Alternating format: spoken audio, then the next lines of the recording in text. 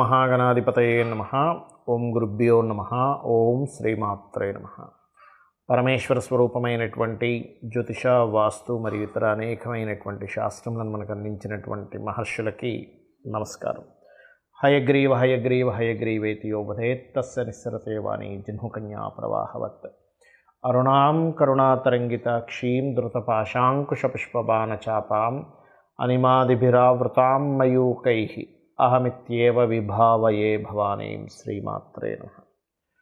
ప్రేక్షకులందరికీ కూడా ఆ లలితాంబిక అమ్మవారి అనుగ్రహం పరిపూర్ణంగా కలగాలని మనస్ఫూర్తిగా కోరుకుంటూ, మనం ఈరోజు చాలామంది నన్ను అడిగినటువంటి ఒక ప్రశ్న ఏమిటి అంటే, ఏమంటే మేము లైఫ్లో ఫైనాన్షియల్గా బాగా చితికిపోయి ఉన్నాము, మరలా మేము రీస్టార్ట్ చేయాలి అనుకుంటే పర్టికులర్గా ఏదైనా ఒక్కొక్క లగ్నం బట్టి లేదా ఒక్కొక్క రాశిని బట్టి ఫలానా వాళ్ళ ద్వారా ధనం తీసుకొని స్టార్ట్ చేయడం కానీ, లేకపోతే ఫలానా రోజు స్టార్ట్ చేయడం కానీ, ఫలానా దేవత ఆరాధన చేసుకుంటూ స్టార్ట్ చేయడం కానీ, మళ్ళీ నా లైఫ్ని కనుక రీస్టార్ట్ చేయాలనుకుంటే ఎటువంటి రోజు అంటే ఏ రోజు ఎటువంటి వాటిల్లోకి ఎంటర్ అవ్వడం ఇట్లాంటివి ఏమైనా ఉంటుందా అని.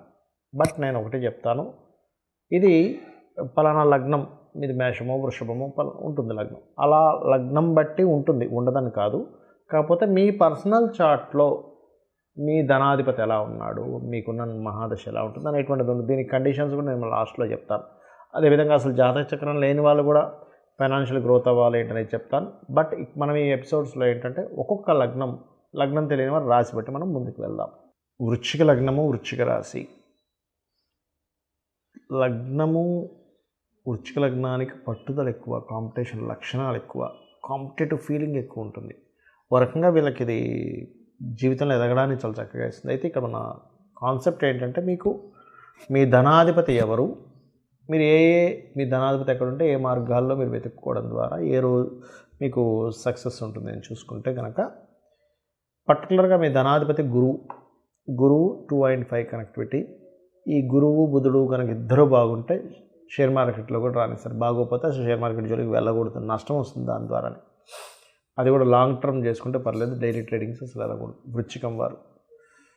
అయితే ఇక్కడ మీ ధనాధిపతి కనుక రాశిలో ఉన్నాడు అనుకోండి, ఉదాహరణకు గురువు వచ్చి వృశ్చికంలో కూర్చున్నాడు, భూముల మూలంగా ఇన్వెస్ట్మెంట్ చేసుకుంటే మీకు బాగుంటుంది చెప్పాలంటే. అదేవిధంగా బయట దేశాలకు వెళ్ళడం, వేరే ప్రాంతాలకు వెళ్ళడం, సప్తమంలో ఉన్నా కూడా ఇటువంటి రిజల్ట్సే ఇస్తుంది. ఎందుకంటే శుక్రుడు ఈజ్ గృహానికి కారకుడు, కుజుడు భూములకు కారకుడు. కాబట్టి చరరాశి అవుతున్నప్పటికీ కూడా, అంటే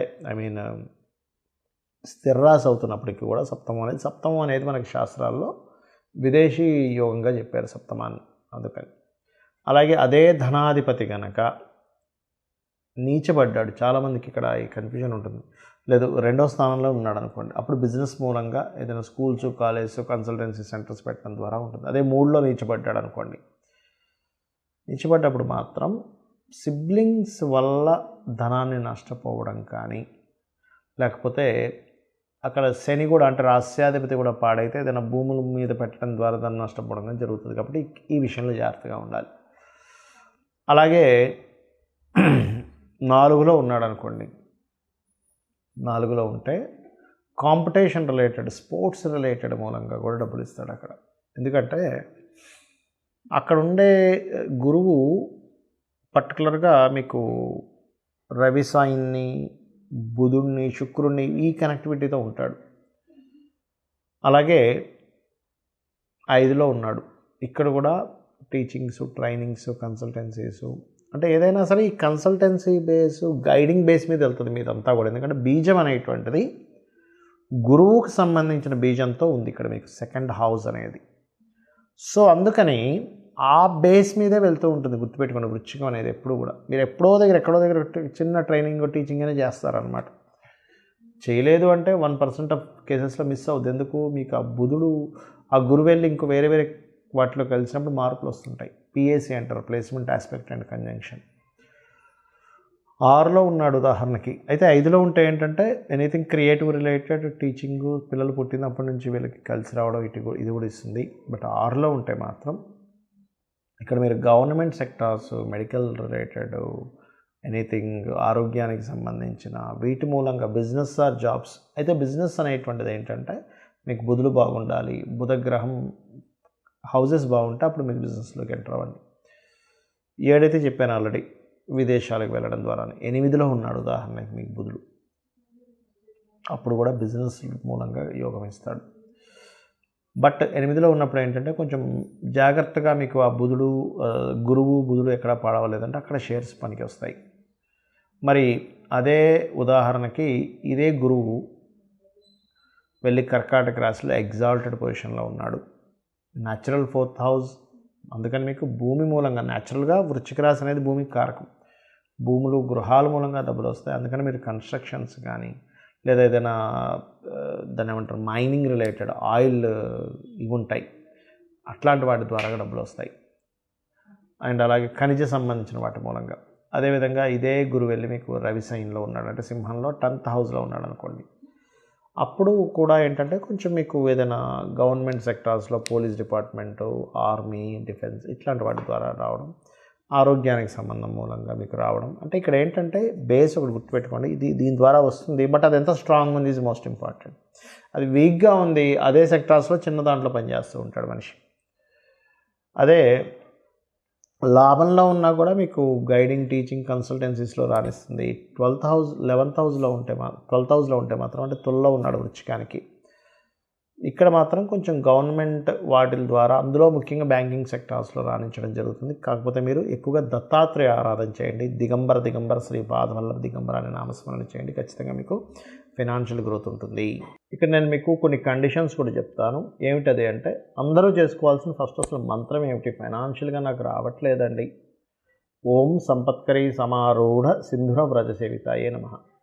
లేదు బాగా అప్పులు ఉన్నాయి, గొడవలు ఉన్నాయి, ఆ గొడవలు తీరిగితే కానీ నాకు డబ్బులు రావంటూ ఉంటారు. అలాంటప్పుడు నవవిద్రుమ బింబశ్రీ ఞక్కారి రతనచ్చద, దీనికి ముందు ఓము లాస్ట్లో నమః కలుపుకోండి. ఓం నవవిద్రుమ బింబశ్రీ ఞక్కారి రతనచ్చదాయే నమః.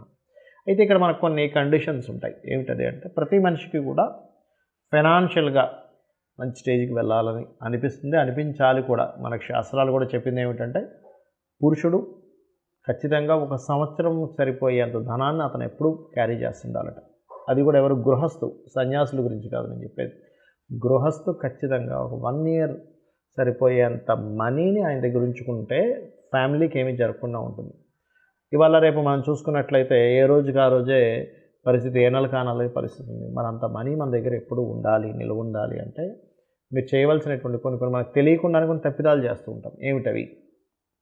ఇప్పుడు నేను మీకు మంత్రం చెప్పాను, ఈ మంత్రం రెగ్యులర్గా చేయాలి. ఎప్పుడైనా గుర్తుపెట్టుకోండి, రెగ్యులర్గా ఒక రోజు ఏదో బద్దకించి ఆపేసాం, 2వ రోజు 3వ రోజు ఆగిపోతూ ఉంటుంది.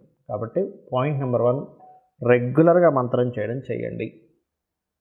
ఇంకోటి, ఇప్పుడు నేను మీకు చెప్పాను ధనాధిపతి ఈ ప్లేసెస్లో ఉంటే వీళ్ళ మూలంగా వీటి మూలంగా ధనం ఉంటుంది అని. ఆ ప్లేస్లో ఇంకొక ప్లానెట్ ఏదైనా ఉంది కంజంక్షన్లో, ఏ కేతువో శుక్రుడో కుజుడో సంథింగ్ ఇంకో ప్లానెట్ వచ్చింది, రేపు 2-3 ప్లానెట్స్ వచ్చి ఉంటాయి. 2-3 ప్లానెట్స్ కనుక ఉంటే మల్టిపుల్ ధనయోగాస్ ఉంటాయని అర్థం చేసుకోండి. లేదా ఏదైనా ఒక పాపగ్రహం వచ్చింది మీకు ధనాధిపతితో కలిసాడంటే ఆ పాపగ్రహ సంబంధించినటువంటిది కూడా గ్రహారాధన చేయండి. ఉదాహరణకు కుజుడు వచ్చాడు మీ ధనాధిపతితో, కుజగ్రహం దగ్గర కూడా దీపారాధన చేయండి. రవి ఉన్నాడు, కంబస్ట్ చేసుకున్నాడు, రవిగ్రహం దగ్గర కూడా చేయండి. లేదా రవిచంద్రులు ఇద్దరూ కలిసి మీ ధనాధిపతితో ఉన్నాడు, అది అమావాస్య యోగం ఏర్పడింది కాబట్టి రవిచంద్ర గ్రహాలు రెండింటికి మీరు దీపారాధన చేయండి. అప్పుడు ఏమవుతుందంటే మీకు ఈ ప్రాబ్లం అనేటువంటిది, మీ ఫైనాన్షియల్ స్ట్రెస్ అనేటువంటిది తగ్గుతుంది. ఇక మరొక విషయం ఏంటంటే చాలామందికి గోవులు దగ్గరలో ఉన్నాయండి, గోవుకి ఏదైనా తినిపించవచ్చు అని అడుగుతున్నారు. ఫైనాన్షియల్ గ్రోత్ మీకు రావాలి, మీ గ్రహస్థితిలో మంచి మార్పు జరగాలంటే మీరు చేయవలసింది సింపుల్గా ఒకటే గుర్తుపెట్టుకోండి. శనివారాలు పిడికెడు బెల్లం, సింపుల్ పిడికెడు బెల్లం తీసుకెళ్ళి దేశీవాలి గోవుకి ప్రశాంతంగా అంత హ్యాపీగా పెట్టండి చాలు. ఆ జీవి కనుక ఆనందిస్తే ప్రకృతి ఆటోమేటిక్గా మీకు పాజిటివ్ రిజల్ట్స్ ఇస్తుంది. శుక్రవారాలు 3 చపాతీలు తీసుకోండి, దాని నూనెతో కాల్చకుండా చక్కగా నార్మల్గా కాల్చి దాని మీద చక్కగా తేనె పూసి చిన్న ముక్కలుగా చేసి చిన్నపిల్లలకి ఎలా తినిపిస్తాం అట్లా గోవుకు తినిపించండి. 3 సంఖ్యకి గురువు కారకుడు, తేనెకి శుక్రుడు కారకుడు, గురు-శుక్రుల సంబంధం ఈ ఫైనాన్షియల్ గ్రోత్.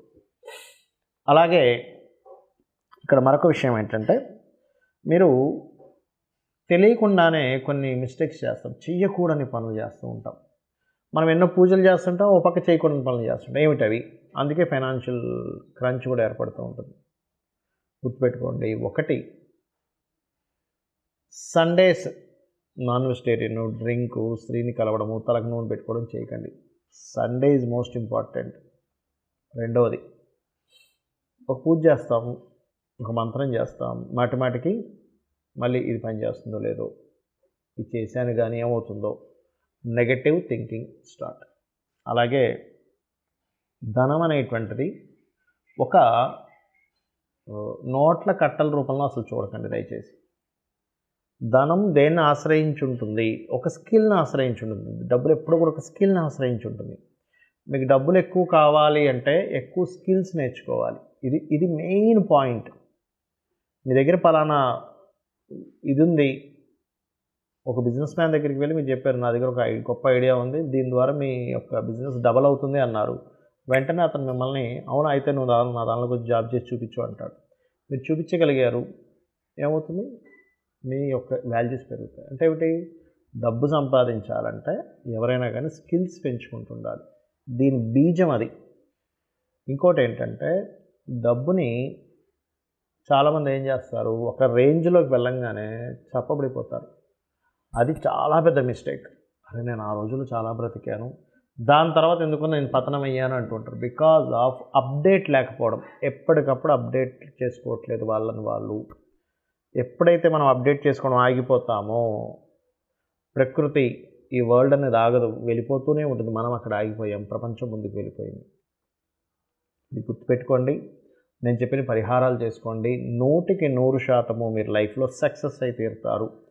ఇంకా ఎక్కువ సమస్యలు ఉన్నాయండి, అసలు మైండ్ పని చేయట్లేదు అంటుంటారు చాలామంది. అసలు ఏం చేయాలో అర్థం కావట్లేదు, షివరింగ్గా ఉంది, బోల్డ్ క్రెడిట్ కార్డ్స్ అయిపోయాయి, చాలా ఇబ్బందిగా ఉంది. ఉదయం సాయంత్రం 2 సార్లు లలితా సహస్రనామాలు యూట్యూబ్లో పెట్టుకొని చక్కగా జస్ట్ ధ్యానంలో కూర్చొని, ఇక్కడ ఆ కాన్సన్ట్రేషన్ ఇక్కడ చేస్తూ అలా కూర్చోండి. మీ మైండ్ ఫస్ట్ సెట్ అవుతుంది. ఎందుకంటే నేను చాలామందిని చూస్తుంటాను, బోల్డ్ అని అప్పులు, క్రెడిట్ కార్డులు వాడేసి, అది వాడేసి, ఇది వాడేసి, అవి ఎలా కట్టాలో అర్థం కాక వాళ్ళ ఫోన్ నుంచి తప్పించుకొని ఇలాంటివన్నీ పడుతున్నారు. అప్పులు మీకు పూర్తిగా పోవాలంటే ఓం అపర్ణాయై నమః ఈ మంత్రం చేయండి. ఖచ్చితంగా మీరు ఆ యొక్క అమ్మవారి అనుగ్రహంతో మరలా పూర్వ వైభవాన్ని మీరు పొందుతారు.